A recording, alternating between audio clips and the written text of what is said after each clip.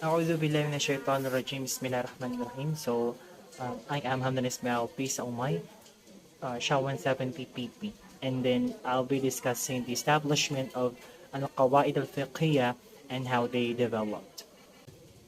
Now, it has two phases. It's the foundation stage and the recording stage. It is in the resources that I have now is the Al-Qawaid al-Fiqhiyya, the legal maxims of Islamic jurisprudence. It is a translated compilation of the Islamic University of North America, Mishka, Islamic Studies English program. So, according to this book, it has two stages: the foundation stage and the recording stage. Now, Al-Qawaid al-Fiqhiyya is primarily found in the Noble Quran, the authentic Sunnah of the Messenger of Allah, the saying of the Sahaba, Prophet's companions, and the saying of the Tabi'un, which is the followers of the companions. In this foundation stage, where we're gonna tackle first about the Quran, and in there are so many verses in the Quran that tackles about the foundations. And one example of this is in the Surah of the Al-Baqarah, and goes like this: and when Abraham, Bismillahirrahmanirrahim, and when Abraham and Ishmael were raising the foundations of the temple, our sustainer, accept thou this from us, for verily thou alone all heart hearing, all knowing. And this in the Arabic language, qaida bears several meanings, including the foundations of roots of a thing, be they literal, yun yung meaning sa Quran. The foundations of a building figurative, such as the foundation of faith. And then, but the literal meaning, I think it is not meant by the foundation. Rather, it is a principle. The Al-Qawaid al-Fiqh are the governing legal principles that inform the process of reaching a legally consistent judicial decision. As such, Qawaid al-Fiqh are most commonly rendered as legal maxims or principles of jurisprudence. Why the Qawaid, or why the developed the way they did, and what their various practical functions were within the wider scope of the process of adjudications. Adjudication, which means to judge or to try cases. So the functions of the qawaid was to assist the mufti, the jurisconsult, or the faqih in formulating the hukam or to a new case, while remaining consistent with the method of the madhab. In the second part of the foundation stage is the sunnah. It has been narrated by the Abu Sa'id al-Khudri that Allah's Messenger, Muhammad sallallahu alaihi wasallam, said that Islam forbids people to cause detriment on themselves or on the others. It was understand that there is no harm or and no reciprocating of harm. It is that is example of legal maxims that are formulated during the Sunnah or during the prophethood of the Muhammad. And then in the era of the companions, just like Omar ibn al-Khattab also said that rights decisively lean on provisions.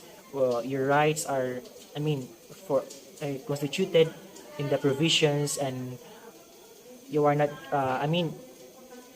You have the rights upon what is in the law, what is constituted in the law, and that and what is provided in that law. So that's what Omar bin Al-Khattab, tried to explain in this. Then the in the and also in the sayings of the followers of the companion, which is the Tabi'un, Shubayr ibn Nu'aym said that whoever states something should be responsible for it. And yeah, it is a basic nature of a humans that what he said, she will be held accountable or responsible. For example, if you tell that to the persons that you have what you call this one, you have a meeting on this time, then you must be responsible for it. And this may constitute the treatise, and what you have put into the treatise, then you need to abide. It has the second part is the recording stage. The recording stage has two parts. The self-contained compilation period, it is from 4th century to 8th century, and the post-compilation period, which is the 9th century to 11th century. Yeah. The establishment of Qawaid hence was a very practical and necessary step in the expansion of the value of fiqh in an organized and systematic fashion, which confirms one's madhab as the primary source of legitimate authority. Or mga legal precedents, tumutulong ito para i-address ang concrete problems like to keep this one's madhab views consistently present in the hukum or generations of fuqah who were becoming further and further removed from the intellectual context of the founders and of their schools of law. Both these stages, like early and later generations or later generations of recording the stage, is treated legal cases and formulated theory using some form of ijtihad, which is in ijtihad. Now, whereas the early generations of legal thinkers culminating in the epiphanies of the four madhab formulated essential usul using unlimited independent reasoning that is called the ijtihad. And the fuqaha of the 4th century onward treated their own set of legal challenges using more limited from independent reasoning known as ijtihad al-madhab.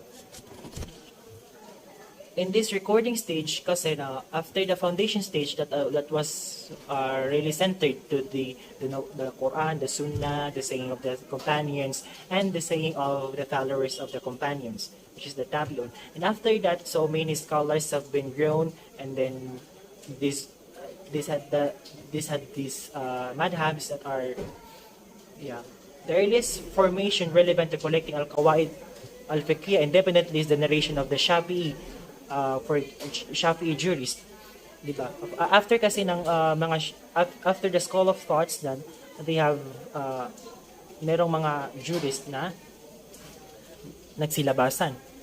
And then the jurist, for example, jurist Harawi, about one of the Hanafi scholars, Abu Tahrir al-Dabbas, attribution of the whole Hanafi school of law to 17 qawaid.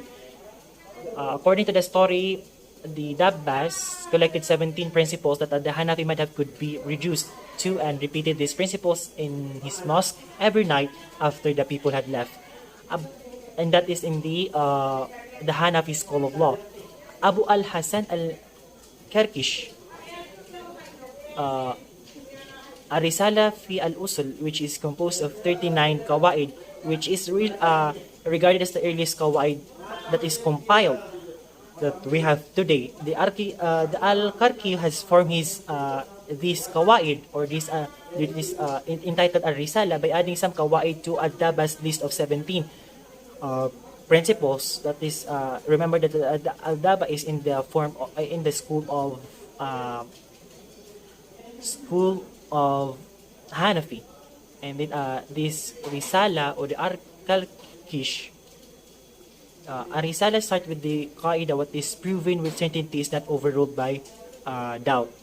Yan yung mga example din that are really useful in today's generation is and also if you are confronted with the issues that are one of the issues is doubted and then the issues is proven, then you are resorted to what is proven, because that is the rule of this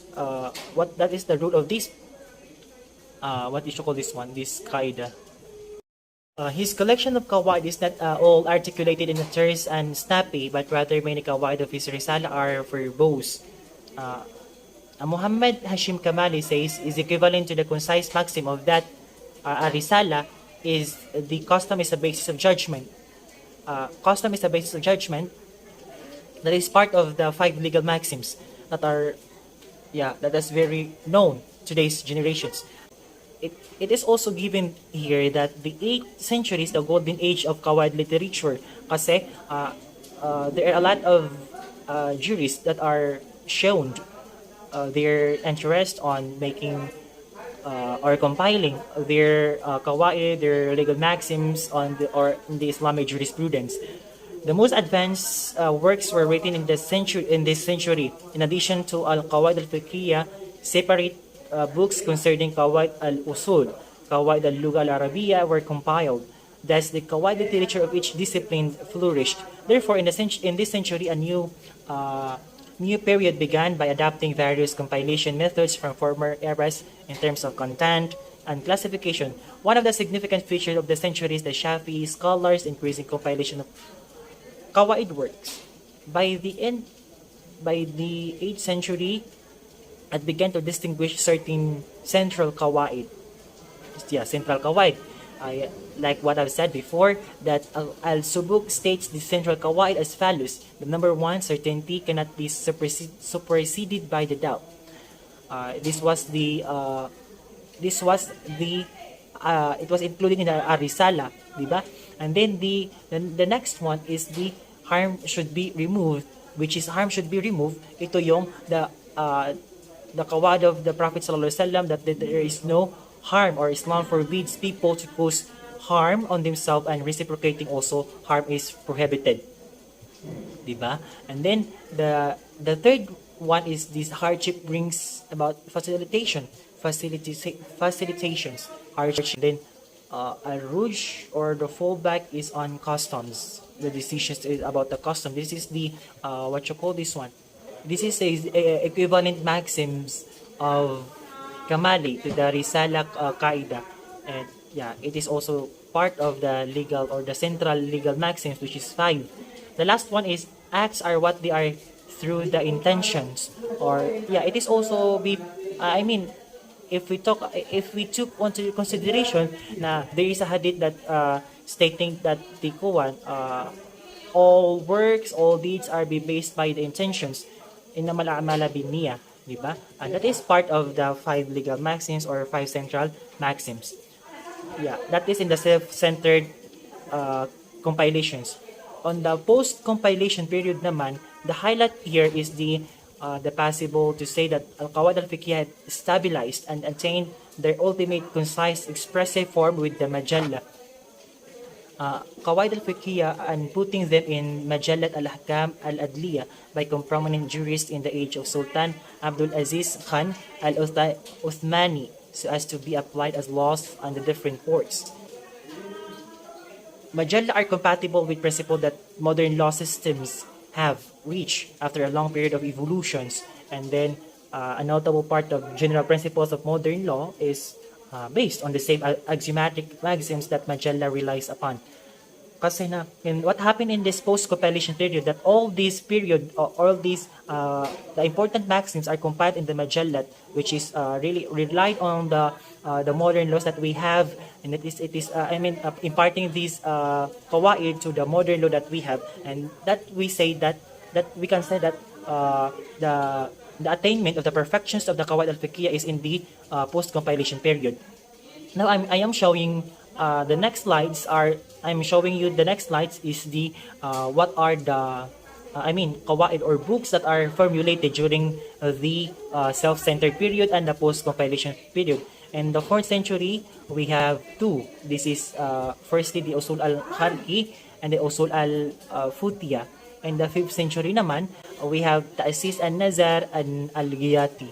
The 6th century is Ida al-Qawaid and al-Muqaddimat wa al-Mumahidat. And then in the 7th century, we have these 1, 2, 3, 4. The first one is al-Tahrir al-Shar al-Jami al-Kabir. Number 2, al-Madhab fi Dabt al-Qawaid al-Madhab. And then al-Qawaid al-Fiqhiyya fi Furu' al-Shafi'iyya. And then Qawaid al-Hakam fi Masali al-An'am. The 8th century, which is the perfections, not the perfections, but rather, yung madaming mga kuwan. Then, 1, 2, 3, 4, 5, 6, 7, 8.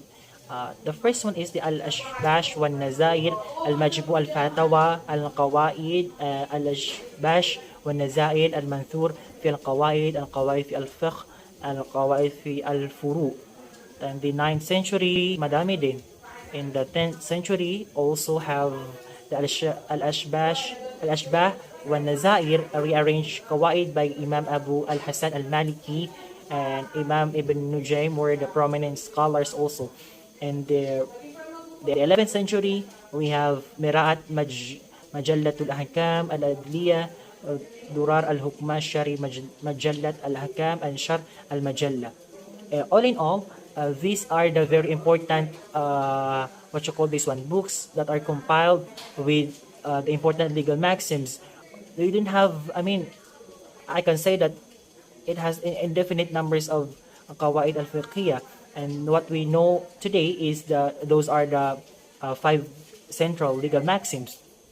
But in fact, in the reality, we have a lot of legal maxims because there is a rising of other legal maxims kasi now we have different nations, we have different cultures to believe in or to to depend on. So that makes sense. In the conclusion, the blossoming of Qawaid literature from the early period of Islamic law expresses a couple of points about these legal traditions. First of all, it explained the attempt of the fuqaha in order to abstract legal determination in furu, literally by examining their common points. The effort of going over the legal treatise required a high level of sufficiency in the knowledge of the accumulation of the school. The time of flourishing independent qawaid works, which is around the 7th century, has been taken into considerations. It is an important response to the claim of the stagnation of Islamic law after the formation period. It exposes that fuqaha were in an effort of working through their legal heritage, and ijtihad continued in a different dimensions within a particular method, which is that is madhab. Finally, though each school has its particular qawaid, particular legal maxims, the existence of several madhab external qawaid can be explained by the development of a common discourse among the schools. Kasi na, though we have the different, we have different thinking of what to apply to these new cases that are being arising, but we have still in common. Kasi na, we rely on the first sources of the Qawaid al-Fiqhiyah, which is the foundation stage. And then after we rely on that for primary sources of Islamic law, then we come up with these new principles that are being, or maybe the trial, or maybe the result of the new cases and what to try on or what to, conclude to these new issues. And I think I'd be concluding this report. I hope that everyone's learned about some of these establishment of the Qawaid al-Fiqhiyah and how they develop, or in layman terms, the legal maxims of the Islamic jurisprudence. So that will be all. I am again Hamdan Ismail Peace Omay. This is the report to the Shawa 70 under sections of PP with instructor Ali Muhammad Rajal Manumbilaw. Thank you, sir. Thank you, classmates, and ma'asalam. Assalamualaikum warahmatullahi ta'ala wabarakatuh.